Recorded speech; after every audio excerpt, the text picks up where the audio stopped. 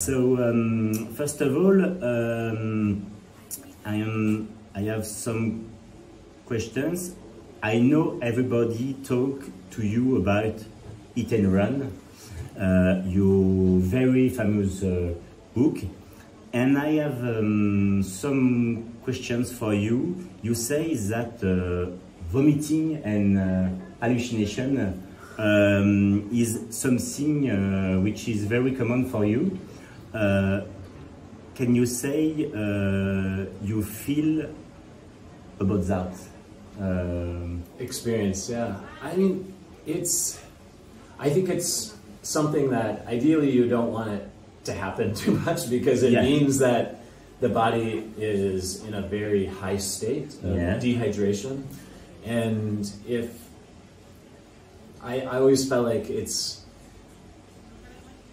to figure out how to rebalance the body after is key, but it comes with the super long ultra distance. It comes with pushing the body through extreme temperatures or extreme altitude, and these we say like potpourri of like many different combinations of things that put the body in a different state and the mind in a different state. And it's why I'm attracted to the sport, I think, is to find that state of just pure effortless and magic. But then to find that, sometimes you have to push the body over, and that's where the hallucinations, the vomiting, the dehydration happen. Yes, it's an example about your book, but but I don't try to do that per se. No, but yes. It's as we say, like a byproduct, something that happens because for me, I'm always trying to find that edge, and everybody can experience that, whether you're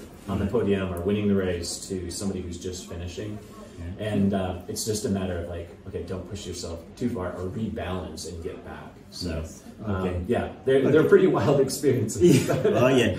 And could you say me when do you totally change the way you eat? Yes, so that happened because I was inspired by a couple of books. Dr. Andrew Weil wrote a book, Spontaneous Healing.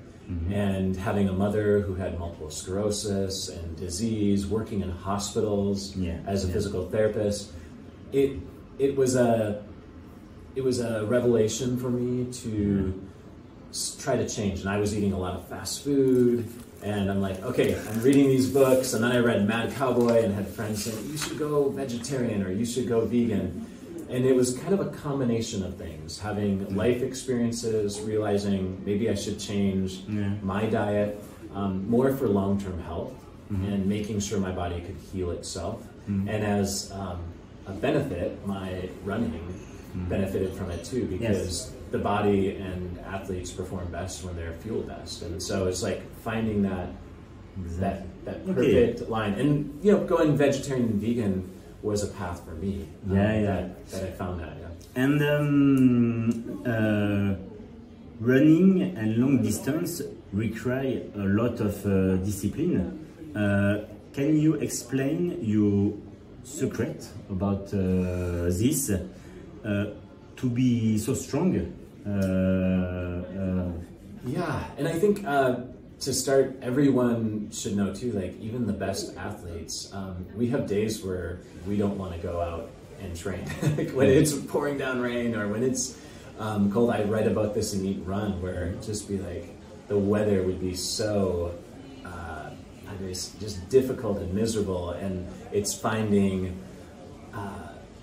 a reason. So for me, it was the motivation to get ready for a race, I want to break the course record, or I need to find. So I think for people out there who aren't trying to win the race, they need to find those little triggers to get them out the door, training to stay consistent and having different motivations. So for me, it's like those little techniques of like, how bad do you want it? Do you want to like get out there? And find the beauty, because once you're outside in those elements, then that's where the training happens. And it's amazing once you're out there, but getting out there can be hard. We all deal with it and struggle with it. And for the listener, can you share with us your perfect lunch, breakfast? Perfect. Some of my favorite breakfasts are smoothies because they're easy to digest and get down. Sometimes for me, I enjoy a good like toast or bread. Sometimes it's pancakes. Like, I have recipes, of course, pancakes and It depends on what I'm trying to do with training, but to get the maximum amount of calories, it's probably like a smoothie mixed with like rice or something simple to eat. But a lot of times, a good whole grain bread, things like pancakes are always great too, potatoes. And then for like lunch, on the trail, I love burritos. So like my perfect idea of like yes, me too. A lunch on the trail or like trail food is a burrito or a wrap. It could be Indian food or so on and so forth. So it'd be great. And just one questions. So it's me because I have to cut.